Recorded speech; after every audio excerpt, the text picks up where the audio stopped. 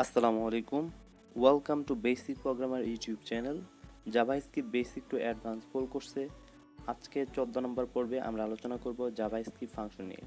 তো এই পুরো ভিডিওটি প্রথম থেকে শেষ পর্যন্ত দেখলে আশা করি ফাংশন নিয়ে আপনাদের আর কোনো কনফিউশন থাকবে না।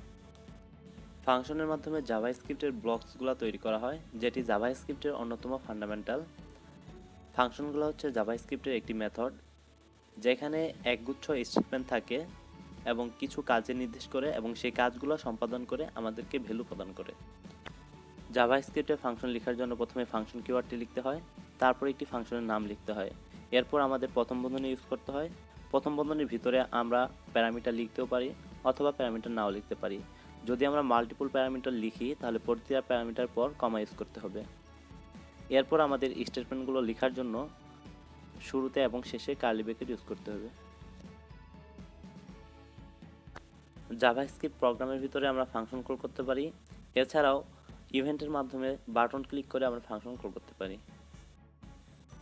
রিটার্ন স্টেটমেন্ট ইউজ করার ফলে ফাংশন এক্সিকিউশন করা স্টপ করে এবং ফাংশন কলারের কাছে ভ্যালু রিটার্ন করে। ফাংশন স্কোপ, ফাংশনের ভিতরে যদি আমরা ভেরিয়েবল ডিক্লেয়ার করি তাহলে সেটা লোকাল ভেরিয়েবল হবে, আর এই লোকাল ভেরিয়েবল শুধুমাত্র আমরা ফাংশনে ইউজ করতে পারবো, ফাংশনের বাইরে ইউজ করতে পারবো না। যদি আমরা ফাংশনের বাইরে ইউজ করি তবে এর ডাটা টাইপ আনডিফাইন্ড হবে। এরপর আসি গ্লোবাল ভেরিয়েবল। গ্লোবাল ভেরিয়েবল ফাংশনের বাইরে ডিক্লেয়ার করা হয় এবং যে কোনো ফাংশনে আমরা গ্লোবাল ভেরিয়েবল ইউজ করতে পারি। এখন আমরা ভিজুয়াল স্টুডিও কোডে চলে যাব এবং পুরো বিষয়টি আমাদের সহজভাবে বোঝার জন্য। function.html নামে একটি ফাইল খুলে নিয়েছি, আপনারা যে কোনো নামে খুলতে পারেন। এখন একটা প্যারাগ্রাফ নিয়ে নিচ্ছি, আইডি দিচ্ছি ডেমো। এখন আমরা জাভাস্ক্রিপ্টে কোড লিখব। তো স্ক্রিপ্ট, তো এখন আমরা লিখব কীভাবে ফাংশন লিখতে হয়। তো ফাংশন লেখার জন্য প্রথমে ফাংশন কিওয়ার্ডটি লিখতে হয়, এরপর ফাংশনের একটি নাম লিখতে হবে। আমি নাম দিলাম অ্যাড নাম্বারস। এখন আমি দুইটা প্যারামিটার দিচ্ছি, নাম্বার 1, নাম্বার 2, এবং একটা প্যারামিটার পরে আমরা কমা ইউজ করতে হবে, যেহেতু দুইটা প্যারামিটার, প্রথম প্যারামিটার পরে কমা ইউজ করেছি। তো এখন আমি স্টেটমেন্ট লেখার জন্য কার্লি ব্র্যাকেট ইউজ করেছি, একটা ভেরিয়েবল নিয়েছি সাম নামে, সেখানে আমরা নাম্বার 1 এবং নাম্বার 2 আমরা যোগ করব এবং যোগ করে সেটা সামের মধ্যে রাখবো। ওকে, তো এখানে আমি কি করেছি, এখানে হচ্ছে ফাংশনটা আমরা ডিফাইন করেছি। So defining function. তো আমাদের নাম্বার 1 নাম্বার 2 যে দুইটা প্যারামিটার আছে, সেই প্যারামিটার দুইটা আমরা সাম নামে যে একটা ভেরিয়েবল নিয়েছি এখানে আমরা যোগ করেছি, দুইটা নাম্বার 1 এবং নাম্বার 2 যোগ করে সামের মধ্যে আমরা রাখছি। ওকে, তো এখন আমরা ফাংশনটা কল করব। তো আমি কমেন্ট করলাম কলিং ফাংশন। তো এইখানে document dot get element by ID আমরা হচ্ছে ডেমো দিলাম আইডি। ওকে, ইনার স্টেমেল সামের যে রেজাল্টটা, সেই রেজাল্ট আমাদের প্যারাগ্রাফে দেখাবে। এবার আমরা ফাংশন কল করব। তো অ্যাড নাম্বার ফাংশনের নাম লিখেছি এবং 5, 6 আমরা দুইটা প্যারামিটার দিয়েছি। সো নাম্বার 1 হচ্ছে 5 এবং নাম্বার 2 হচ্ছে 6। এবার যদি আমরা লাইভ সার্ভারে যাই, সো 5 আর 6 যোগ হচ্ছে 11। ওকে, এখন আমরা দেখব বাটন ক্লিক করে কিভাবে ইভেন্টের মাধ্যমে ফাংশন কল করতে হয়। তো এখানে নিচে যে আমরা ফাংশন কল করেছি আমি এটা কেটে দিলাম, এখানে জাস্ট একটা বাটন নিয়ে নিলাম এবং অন ক্লিক একটা ইভেন্ট নিয়ে নিলাম। এর মধ্যে আমরা ফাংশন কল করব অ্যাড নাম্বার এবং নাম্বার 1 দিয়েছি 5 এবং নাম্বার 2 দিয়েছি 6। ওকে, বাটনের নাম দিলাম অ্যাড। সো এখানে একটা সাম দিয়ে দিলাম, যেহেতু এখানে আমাদের সামের ভ্যালুটা দেখাবে। তো এবার যদি আমরা লাইভ সার্ভে যাই তাহলে 5 আর 6 যোগফল দেখাবে 11। ওকে, ফাংশনে রিটার্ন স্টেটমেন্ট কিভাবে কাজ করে এটা বোঝার চেষ্টা করব। সো এখানে আমি document dot get element by ID inner HTML এখানে দিলাম। তো এখানে আমি ফাংশন কল করব। ফাংশন কল করার জন্য আমরা জানি প্রথমে ফাংশন নেম লিখতে হয়, তারপরে যে প্যারামিটারগুলো থাকে সেই প্যারামিটারে ভ্যালু বসাতে হয়। তো এখানে ফাংশন নেম হচ্ছে অ্যাড নাম্বার এবং প্যারামিটার হিসেবে আমি 5 এবং 6 দুইটা ভ্যালু দিয়েছি। ওকে, সো আমাদের বাটন দরকার নেই, বাটন কেটে দিচ্ছি। সো প্রথমে আমি হচ্ছে এখানে হচ্ছে রিটার্ন করবে, কি রিটার্ন করবে, আমরা যে নাম্বারটা পাঠাবো 5 6 এখানে যোগ করবে, সামের মধ্যে রাখবে, যোগ করে সামটা আবার রিটার্ন করবে কোথায়, যেখানে আমরা ফাংশনটা কল করেছি। তো 5 6 এ আমাদের রিটার্ন সামের ভ্যালুটা আসবে 11। ওকে, তো আমরা 11 দেখতে পাচ্ছি। তো এখন যদি আমরা ভ্যালু দুটো চেঞ্জ করে দেই 8 5, সো আউটপুট দেখাচ্ছে 13। ওকে, সো এখানে আমি দুইটা প্যারাগ্রাফ নিয়ে নিয়েছি। এখন আমরা দেখব কিভাবে লোকাল ভেরিয়েবল ডিক্লেয়ার করতে হয় এবং কিভাবে কাজ করে। সো একটা ফাংশন নিয়ে নিলাম, ফাংশন গেট এজ, ফাংশনের নেম দিলাম এবং প্যারামিটারে দিয়েছি এজ। সো এবার একটা লোকাল ভেরিয়েবল লিখছি, ডিক্লেয়ার করছি var full name basic programmer. So এটা হচ্ছে একটা লোকাল ভেরিয়েবল, কারণ কি, কারণ এটা হচ্ছে আমরা ফাংশনের মধ্যে ভেরিয়েবলটা ডিক্লেয়ার করেছি। এখন আমরা যে ডকুমেন্ট ডট গেট এলিমেন্ট বা আইডি ডেমো ইনার এইচটিএমএল,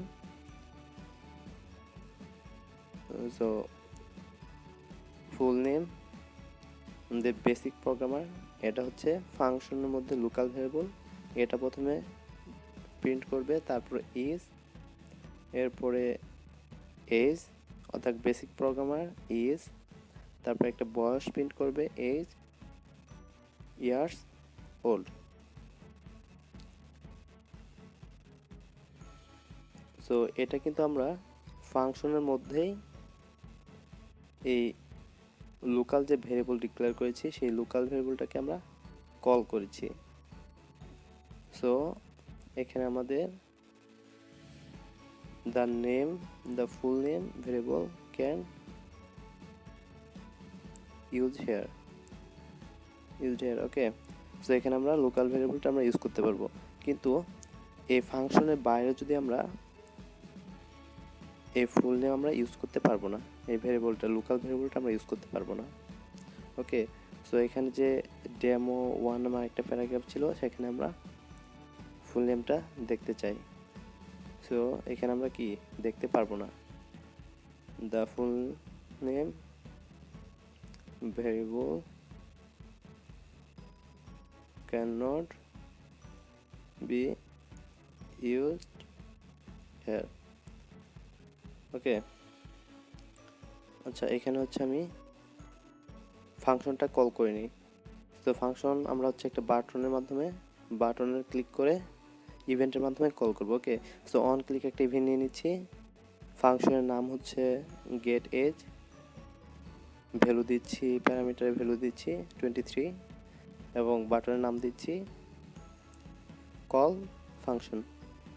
তো যখন আমরা কল ফাংশনে ক্লিক করব তখন আমরা basic programmer is 23 years old দেখতে পারবো।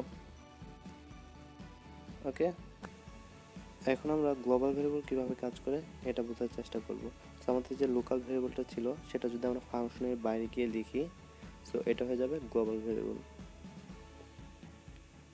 সো আমাদের গ্লোবাল ভেরিয়েবল ডিক্লেয়ার করা হয়ে গেল। এখন এটা আমাদের ফাংশনের মধ্যে ইউজ করতে পারবো এবং ফাংশনের বাইরেও আমরা ইউজ করতে পারবো। সো এখন যদি আমরা রান করি তাহলে আমরা basic programmer is 23 years old এটাও দেখতে পারবো এবং ফাংশনের বাইরে বেসিক প্রোগ্রামার এটাও দেখতে পারবো। ওকে, তো এইভাবে আমরা গ্লোবাল ভেরিয়েবল ডিক্লেয়ার করতে পারি। এই এক্সাম্পলের মাধ্যমে বোঝার চেষ্টা করব কেন আমরা ফাংশন ইউজ করব। ফাংশন ইউজ করার ফলে আমাদের কাজ করা অনেক সহজ হয়ে যায়, একই কাজ বারবার করতে হয় না। এখানে প্রথমে আমি একটা প্যারাগ্রাফ নিলাম এবং এখানে একটা ফাংশন আমরা লিখব যেটার কাজ হচ্ছে কিলোমিটারকে মাইলে কনভার্ট করা। সো 2 মাইল ফাংশনের নাম দিলাম এবং প্যারামিটার দিলাম কিলোমিটার। সো আমরা কিলোমিটার হচ্ছে ইনপুট দিব এবং আমাদের হচ্ছে মাইলে সেটা কনভার্ট করে আউটপুট দেখাবে। সো একটা ভেরিয়েবল নিচ্ছি মাইল ইকুয়াল কিলোমিটারের সাথে যদি আমরা 0.6213 গুণ করি 137 যদি আমরা গুণ করি তাহলে আমরা মাইলে মাইল পেয়ে যাব। কিলোমিটারের সাথে আমরা যদি গুণ করি তাহলে আমরা কী পেয়ে যাবো, মাইল পেয়ে যাব এবং আমাদের সেই ভ্যালুটা রিটার্ন করবে। প্রথমে কিলোমিটার রিটার্ন করবে, কিলোমিটার, তারপর হচ্ছে ইকুয়াল মাইলস। ওকে, সো এখানে আমাদের এই ফাংশনটা যদি আমরা কল করি প্রথমে 3 কিলোমিটার দিয়ে কত মাইল, সো আমাদের 3 কিলোমিটার সমান কত মাইল সেটা দেখাবে। যদি আমাদের 30 কিলোমিটার সমান কত মাইল সেটার দরকার হয়, তো আমরা 30 কিলোমিটার জাস্ট 30 কিলোমিটার দিব, ভেরিয়েবলটা কল করব, তারপর আমাদের আউটপুট দেখাবে মাইল। ওকে, জাস্ট আমরা ফাংশনটাকে কল করলেই আমরা হচ্ছে আউটপুটটা পেয়ে যাব, আমাদের বারবার লিখতে হবে না। সো এইখানে আমি রিটার্ন করলাম কি কিলোমিটার ইকুয়ালস মাইলস। ওকে, সো এখানে একটা অ্যালার্ট দিয়ে দিচ্ছি, অ্যালার্ট 2 মাইল, ফাংশনটাকে কল করলাম, এখানে দিয়ে দিলাম 3। সো আমাদের একটা অ্যালার্ট আসবে যেখানে 3 কিলোমিটার সমান কত মাইল সেটা দেখাবে। এরপরে আমি প্যারাগ্রাফে দেখতে চাই document dot get element by ID document demo inner HTML 2 mile 10। So 10 kilometre সমান কত মাইল এটা আমরা ডকুমেন্টে দেখব। এবার যদি আমরা রান করি, প্রথমে অ্যালার্ট আসবে 3 কিলোমিটার সমান কত মাইল। সো 3 কিলোমিটার সমান কত মাইল এটা অ্যালার্ট দেখাচ্ছে 1.8।